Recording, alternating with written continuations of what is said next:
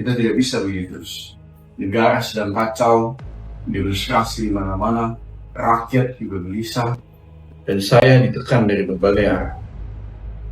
Kan semakin gawat Pak, masyarakat menuntut PKI. Sejak 30 September, kepercayaan masyarakat jadi terguncang. Jika kita tidak bertindak, pasti kita akan terpecah belah. Bung Karno, demi kestabilan negara ini, kita harus segera mengambil tindakan tegas. Kita harus lepas segala ancaman yang dapat merusak kesatuan negara. Pak, kami mengusulkan agar TNI dapat diberi wewenang lebih. Mengenai situasi ini pada TNI mungkin satu-satunya pilihan kita untuk saat ini. Kalian ingin saya menyerahkan kekuasaan dengan begitu saja? Apakah kalian tidak paham? Saya sudah membangun negara ini dengan darah dan keringat. Bukan menyerahkan kekuasaan, Pak, tetapi memberikan mandat kepada Letjen Soeharto selaku Panglima Angkatan Darat untuk memulihkan keadaan negara. Kami hanya ingin yang terbaik untuk negara ini, Pak.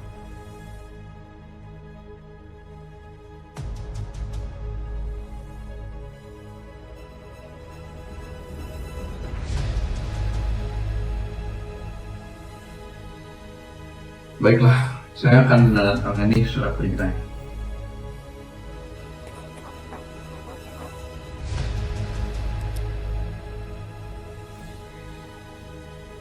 Semoga ini yang terbaik bagimu.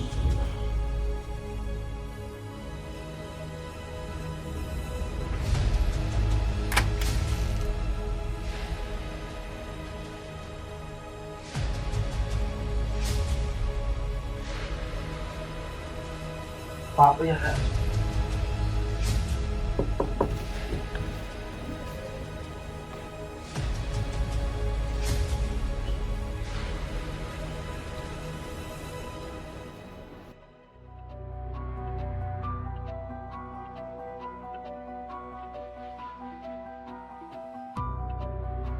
Dengan mandat ini, kita bisa bergerak dengan cepat. Perintahkan pasukan untuk membubarkan PKI dan amankan tokoh-tokoh yang terlibat. Baik, Letnan Jenderal. Pastikan semua berjalan sesuai rencana. Negara ini tidak boleh lagi dipanamkan.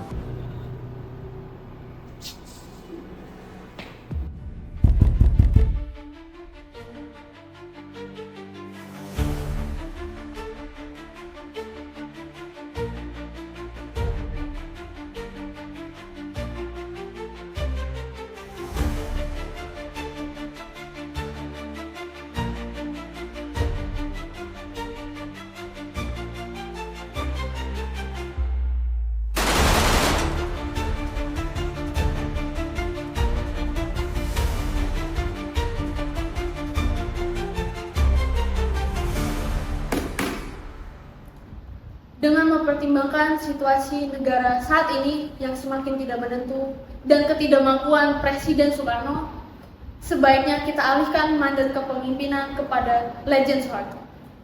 Kami setuju, demi keselamatan negara ini, kita harus mengambil tindakan dengan cepat. Baiklah, dengan suara mayoritas, MPR resmi mencabut Presiden Soekarno dan mengangkat Letjen Soeharto sebagai Presiden Republik Indonesia. Pemirsa, kabar terbaru datang dari pusat pemerintahan di Jakarta. Hari ini 12 Maret 1967, politik Indonesia mencatat babak baru dalam sejarah. Karena Jenderal Soeharto secara resmi ditetapkan sebagai presiden oleh Majelis Permusyawaratan Rakyat Sementara.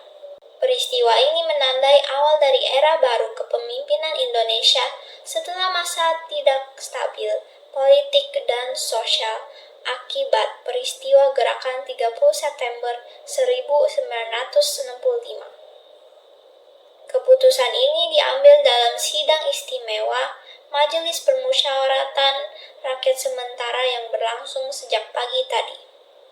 Setelah melalui perdebatan panjang dan situasi politik yang semakin tidak menentu, MPRS akhirnya menetapkan bahwa Presiden Soekarno tidak lagi dapat menjalankan tugasnya secara efektif. Dengan suara mayoritas, sidang memutuskan mengangkat Jenderal Soeharto sebagai pejabat presiden menggantikan Soekarno.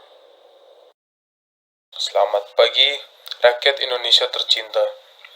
Dengan ini, saya Soeharto ditunjuk sebagai Presiden kedua Republik Indonesia, siap memimpin bangsa ini menuju era yang lebih stabil. Pemerintah akan membangun kembali perekonomian negara, memperbaiki keamanan, dan mengembalikan kepercayaan rakyat. Saya berjanji, Indonesia akan menjadi negara yang kuat, berdaulat, dan bebas dari ancaman perpecahan. Beberapa tahun akhir ini bukanlah waktu yang mudah bagi bangsa ini. Kita mengalami kekacauan dan ketidakpastian. Tapi sekarang saatnya kita melangkah ke depan. Indonesia butuh kepemimpinan yang kuat dan pemerintahan yang stabil agar rakyat bisa hidup dengan damai dan sejahtera. Sebagai presiden, saya akan memastikan bahwa negara ini berjalan di atas dasar negara, Pancasila, dan Undang-Undang Dasar 1945. Kita akan membangun kembali ekonomi, memperbaiki kehidupan rakyat, dan menjaga ketertiban di seluruh tanah Indonesia. Mari kita bangun Indonesia bersama. Hidup Indonesia!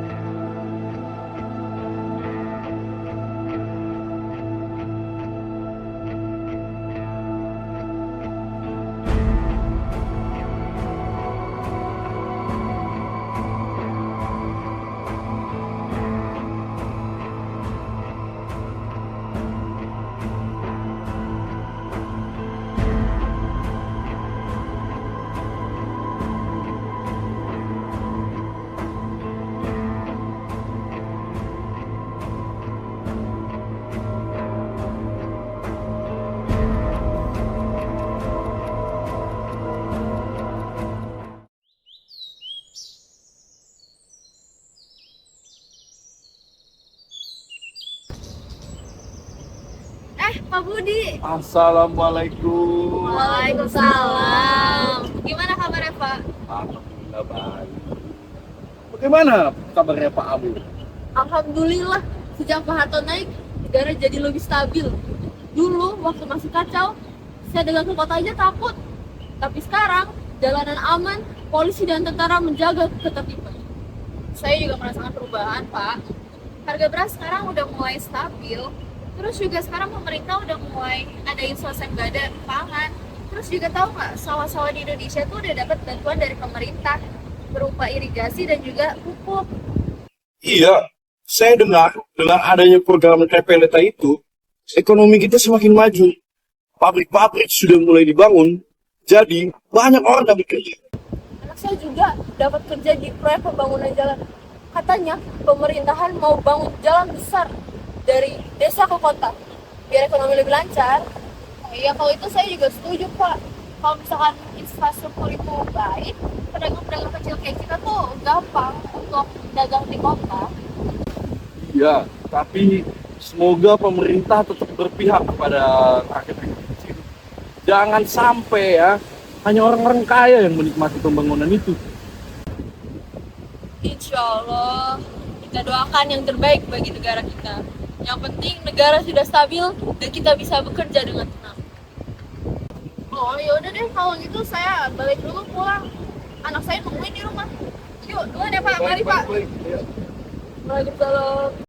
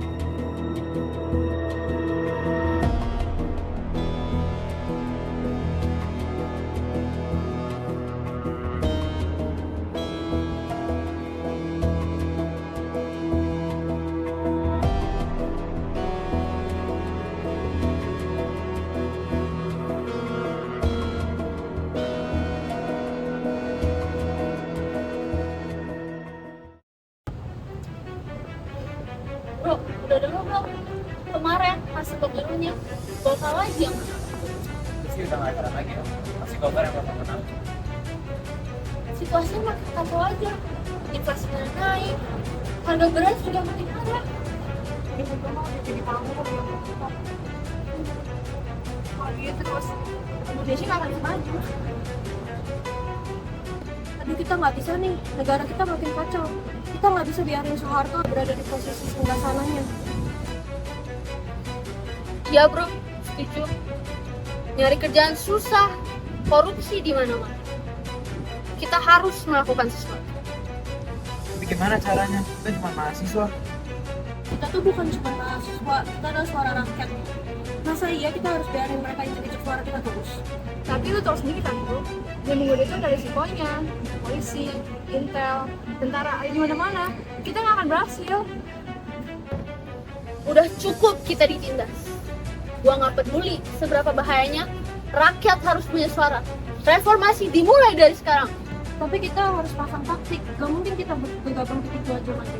Kita harus cari cara biar suara dan tenaga bantuan yang membuat kita semakin gede. Kalau gitu kita sebarin rencana kita secara diam-diam. Kumpulin orang sebanyak-banyaknya, ajak orang yang mau bergabung agar dia tahu kita tidak akan tinggal diam. Oke. Reformasi demi Indonesia!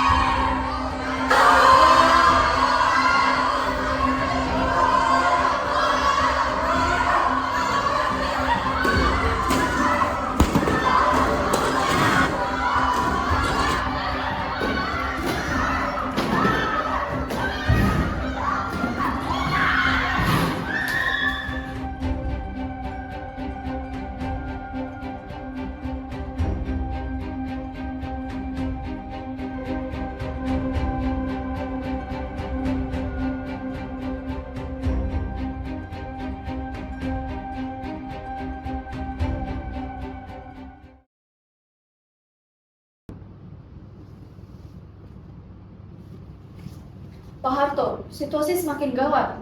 Mahasiswa sudah mulai menguasai gedung DPR MPR. Lalu juga rakyat mulai menuntut untuk melakukan reformasi total. Dan tentara juga mengalami banyak tekanan. Saya sudah mendengar kabar itu, Habibie. Tapi apakah ini satu-satunya cara? Saya sudah memimpin bangsa ini selama 32 tahun.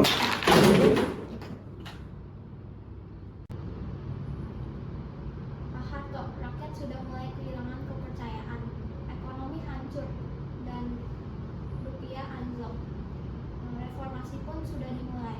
Jika Bapak tetap bertahan, keadaan akan semakin hancur. Iya Pak, kami para militer juga akan tetap terus setia kepada Bapak. Akan tetapi, kami tidak bisa menahan tekanan ini. Dan kami juga khawatir rakyat akan nantinya terluka.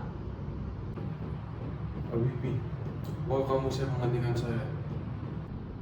Demi Indonesia ini Pak, saya siap. Saudara-saudara sebangsa dan setanah air, dengan hati yang berat, saya berdiri di sini untuk menyampaikan keputusan yang besar. Situasi yang sedang negara kita alami semakin hari semakin buruk. Dan saya sadar bahwa saat ini adalah saat yang genting bagi kita semua. Setelah mempertimbangkan segala hal dengan seksama, mendengarkan masukan dari berbagai pihak, maupun dari luar negeri, maupun dari dalam negeri, saya merasa bahwa saatnya telah tiba bagi saya untuk mengakhiri masa kepemimpinan saya sebagai Presiden Republik Indonesia. Saya selalu berusaha melakukan yang terbaik untuk negara saya ini. Namun saya percaya bahwa sekarang adalah waktu yang tepat bagi kita untuk melangkah ke depan, menuju perubahan yang perlu dilakukan untuk memulihkan stabilitas dan kepercayaan rakyat. Oleh karena itu, dengan penuh kesadaran, saya menyatakan menyerahkan seluruh tugas dan tanggung jawab kepemimpinan ini kepada Wakil Presiden B.J. Habibie sesuai dengan konstitusi yang berlaku. Saya yakin dengan kepemimpinan beliau, negara ini akan mampu melewati masa-masa yang penuh tantangan ini. Terima kasih kepada seluruh rakyat Indonesia atas dukungan yang telah diberikan selama ini. Semoga kita semua diberkati dengan kedamaian dan kesejahteraan di masa depan. Terima kasih.